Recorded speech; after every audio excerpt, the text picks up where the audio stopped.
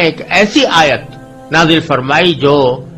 اپنی عظمت کے اعتبار سے، فصاحت و بلاغت کے اعتبار سے، جامعیت کے اعتبار سے، تاثیر کے اعتبار سے قرآن کی بڑی عظیم آیت ہے،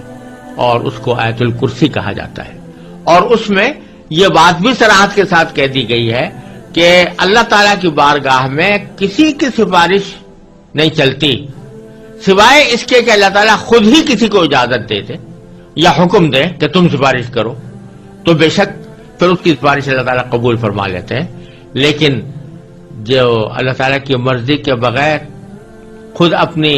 خواہش اور اپنی مرضی کے مطابق کوئی آدمی جا کر سفارش کرنے لگے تو اللہ تعالیٰ کے ہاں اس سفارش کا کوئی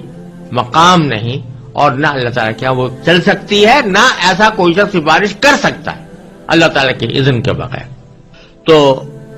اس بیان کے لیے اللہ تبارک و تعالیٰ نے آگے اللہ آیت الکرسی نازل فرمائی ہے، اور بعض احادیث کے اندر آیا ہے کہ یہ قرآن کریم کی عظیم ترین آیت ہے۔ اللہ تبارک و تعالیٰ نے قرآن عظیم میں سب سے زیادہ عظمت والی آیت یہ نازل فرمائی ہے، اور حضرت ابو ہریرہ رضی اللہ تعالیٰ عنہ کی ایک روایت میں رسول کریم صلی اللہ علیہ وسلم کا یہ ارشاد منقول ہے کہ سورہ بقرہ میں ایک آیت ہے جو سیدۃ آیات القرآن ہے، یعنی قرآن کریم کی آیات کی سردار ہے، اور اس میں یہ بھی مذکور ہے کہ جس گھر میں وہ پڑھی جائے شیطان اس سے نکل جاتا ہے۔ اور سنن نسائی کی ایک روایت میں ہے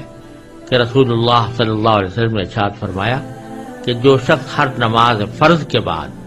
آیت الکرسی پڑھا کرے تو اس کو جنت میں داخل ہونے کے لیے موت کے سوا کوئی چیز مانع نہیں ہوگی، یعنی موت کے بعد فوراً وہ جنت کے آثار اور راحت و آرام کا مشاہدہ کرنے لگے۔ تو اس آیت کریمہ میں